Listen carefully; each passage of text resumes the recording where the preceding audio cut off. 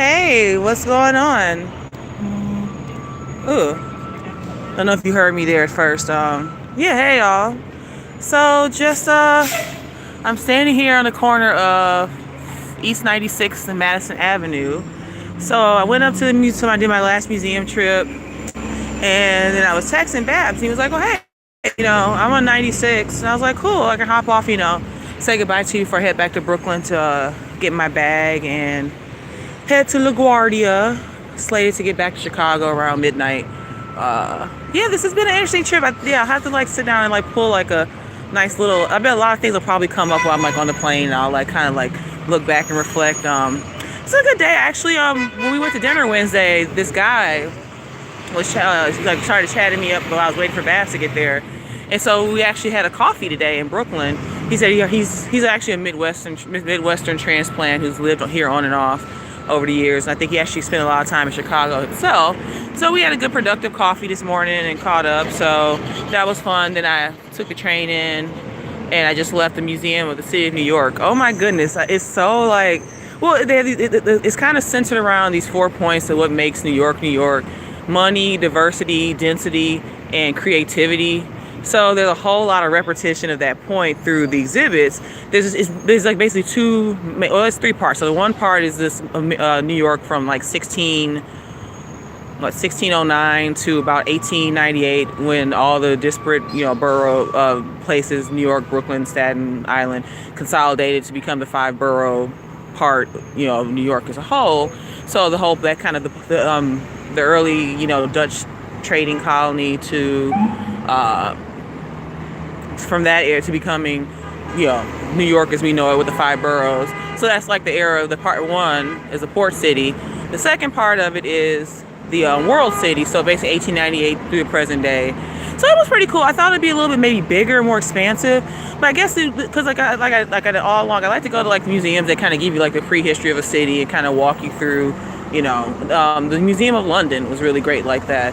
But I guess, obviously London is a hell of a lot older than New York and most of America, so that makes a lot of sense. So, but yeah, so then there happened to be a high school group, and, the guy is really, giving it his all with the, trying to get them into the exhibit. So I happened to just walk up while they were talking, and he's like, "Did you see that bullet?" And I was trying to look, but they were kind of like clustered around, and it was like, "Why do you think they got shot?" And I was just kind of picking up bits and pieces in here, because they were Jewish. Well, this is years before the Holocaust, but they were being targeted already for being Jews. It was just this weird thing to walk into, and I'm just kind of chuckling to myself. And then and it kept going, diversity, diversity, diversity. But I guess there's one place that makes sense. It is New York, just because of its evolution as a city of all these different peoples kind of crowding together. But that just makes New York unique unto itself. I don't think, Milwaukee, Omaha, even why am I forgetting anything like east of like the Mississippi River right now, or west of? But so I guess hopefully you kind of get what I'm trying to gather right there. So yeah, so that was good. I'm glad I made it up here. I kind of wish I would have done it yesterday. Last night was a blast. I don't think so. I did the stream that I did yesterday while I was chilling mid-afternoon. Then I hopped on auto stream, and James was on there. So then we actually chatted later. He's like, "Hey, what are you doing?" And I'm like, "Well, I got my last big dinner here. I want to go to Keen's." So actually, we met up and because it was like I was gonna go by myself. I was going one way or another, but obviously it's great to share a meal with like-minded folks and people that you connected with. So it was even better to have that to share a meal with James. I got like full really fast. I think I just looked at that big mutton chop and I was like, oh my gosh. And so that actually had the leftovers for breakfast this morning. Luckily the hostel had like a little oven and everything in it, and a kitchenette downstairs, so I was able to enjoy leftover awesome New York Steakhouse steak for breakfast. So yeah, that's pretty much it for now.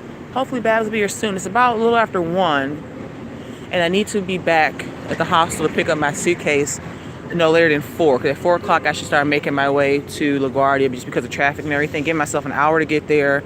So by 5, hopefully I'm there, if not sooner. Go through security. It's the last, well, it's not the last flight. It's one of the later flights for sure. So I definitely don't want to miss it. Even though, like, I wish, I guess the trip I'm always like, I wish I had one more day. I I really wish I do, or I should just sucked it up. Like the ticket price, I remember jumped so high from like just leaving today versus tomorrow. So I was like, oh, why not? You know. So, but definitely, I'll definitely be back. Maybe, so basically Monday begins day one of the real job search, the real nitty gritty. You know, basically I'm gonna treat it like a job because, you know, looking for a job is a job unto itself. So Monday is that official day. Friday is today and my last little bit of time in New York City. So yeah, just want to jump on for a second and just give you guys some New York visuals. I'm right in front of an NYPD cop car. They probably think I'm like one of them Black Lives Matter-y people. Nope, not that. I'll just wander back over here, stop filming the cops. But yeah, all right, so just waiting for Babs, hang for a second and say a proper goodbye. And yeah, there'll be more to come. I also thought that I was gonna make this trip to go alongside give a little more structure to the channel. I think there's some things I want to turn over and things I want to do differently. And just more things I want to talk about and build some type of regularity. And so now that I've completed the move from Minnesota to Chicago, I've had this 2-week breathing period since my last day of work on March 15th. So I'm hitting the end of a certain era and a moment in time and moving into a different one.